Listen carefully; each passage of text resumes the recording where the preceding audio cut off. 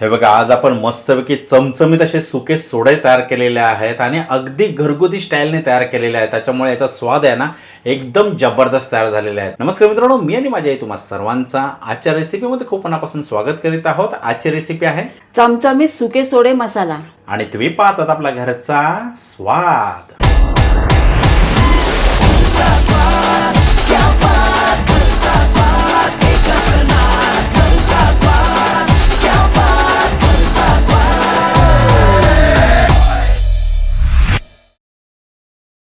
इथे मी टॅमॅटोच्या फोडी करून घेतलेल्या आहेत, बारीक चिरलेला कांदा, बारीक चिरलेली हिरवी मिरची आणि लसूण ठेचून घेतलेला आहे. मी कोकमाच्या 2 ते 3 पाकळ्या घेतलेल्या आहेत आणि इथे मी बारीक चिरलेली कोथिंबीर घेतलेली आहे.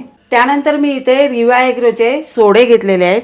आपला हा घरगुती मसाला घेतलेला आहे. त्यानंतर मी इथे हळद घेतलेली आहे, हिंग आणि हे चवीनुसार मीठ. तुम्हाला सर्व साहित्यांचे प्रमाण आपल्या डिस्क्रिप्शन बॉक्समध्ये पाहायला मिळेल. आता पटकन आपण कृतीला सुरुवात करूया.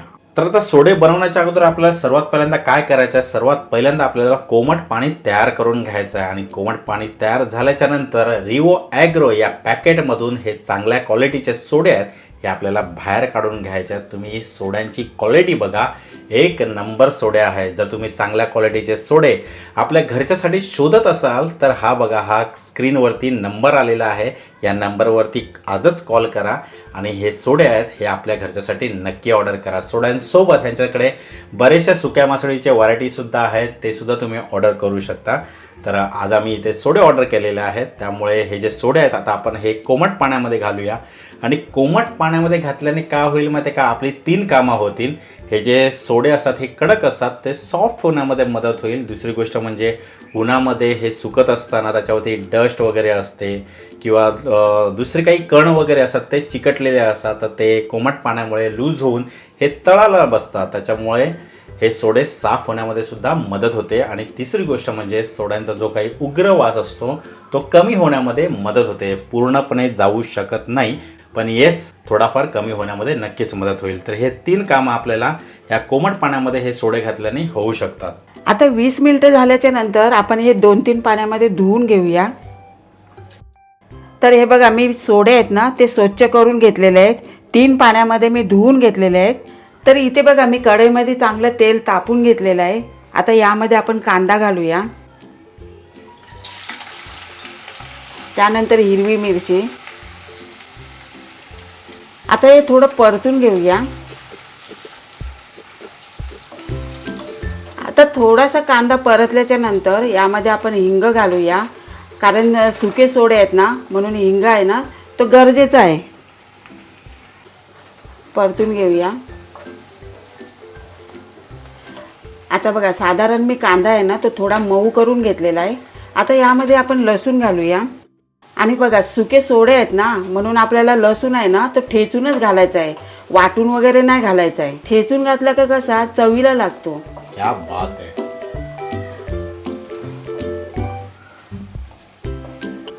लसूण साधारण 2 मिनिटं परतल्याच्या नंतर आता यामध्ये आपण कोथिंबीर आणि टॅमॅटो घालूया.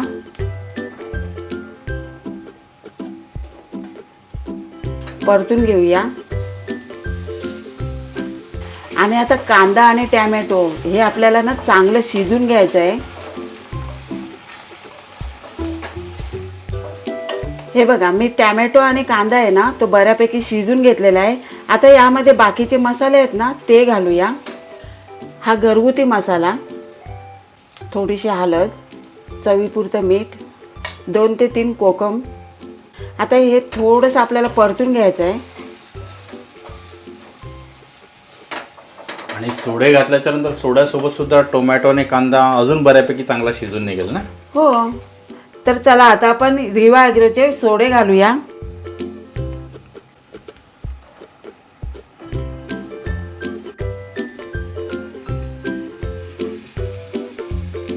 आता परतून घेऊया.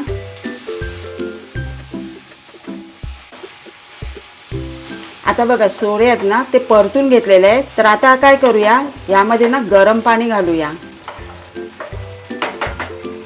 आणि साधारण ना 1 कपभरच घालायचं आपल्याला.